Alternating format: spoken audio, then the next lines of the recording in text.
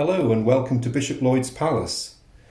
This has been the home of Chester Civic Trust since 1995, and we're very lucky to have such an impressive Grade 1 listed building as our headquarters. So what do we have here? We've actually got two townhouses that have been combined together at some stage.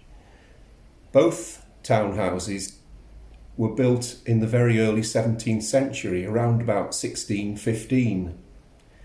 And we believe that they were joined together into one property towards the end of the 17th century, but we've got no precise date for that, for those alterations.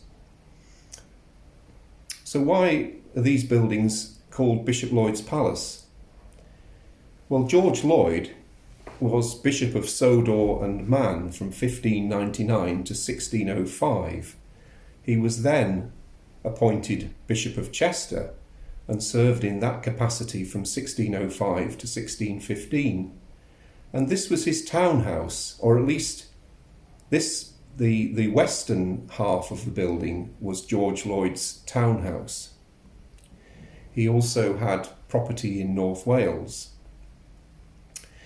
And the date 1615, which is the year when George Lloyd died, is carved into the gable frontage of the western half of the property. But we don't know if that date represents the date of construction, and if it does, then it seems odd that the building was only just being finished when he died in 1615. So that remains a puzzle to this day. And it's interesting that if his association with the building was so short, that 400 years later, the property is still called Bishop Lloyd's Palace. The main features and the main rooms of Bishop Lloyd's Palace are in the level above row level. But when these were townhouses, they were 4 stories high. They were built above medieval cellars or undercrofts. And then there are 3 levels above that. So they got the row level immediately above these cellars. And then the main entertaining rooms and living rooms were at 1 level above the row, which is the level that the Civic Trust now has. And then there are attic rooms as well, which these days are now a private and separate flat. The larger room has a very magnificent fireplace, which doesn't belong in the room because the overmantel is so tall that it's required a recess in the plasterwork ceiling.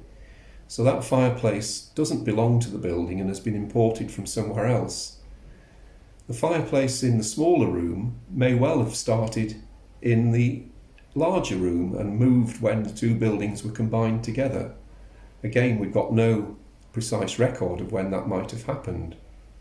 But both the fireplaces are some of the most important features of the property.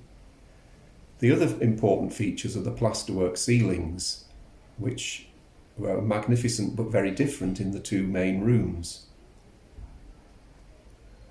The plasterwork design in the larger room is very similar to some plasterwork in Chester Cathedral in St Anselm's Chapel, and that was dated 1623. So it's quite possible that the plasterwork in this larger room was done by the same itinerant plasterers who did the work in the cathedral. The plasterwork in the smaller room is a lot simpler and doesn't have any ecclesiastical motifs. Instead, it has maritime motifs, a ship's wheel, a sea serpent in the frieze, and Tudor roses. Not the sort of thing that you would expect a bishop to choose to decorate his own house. So it's possible that the plasterwork in the smaller room was commissioned by the owner who bought the property from George Lloyd's widow in 1615. But again, we don't know exactly who that was. Watergate Street, of course, is the main route from the city centre to the old port of Chester. And in the 17th century, it was a very, very busy street with lots of merchants living and trading from the undercrofts and from the row level. and in most cases living over the shop. So it's quite possible that these houses in the later 17th century were used by merchants trading from the port of Chester.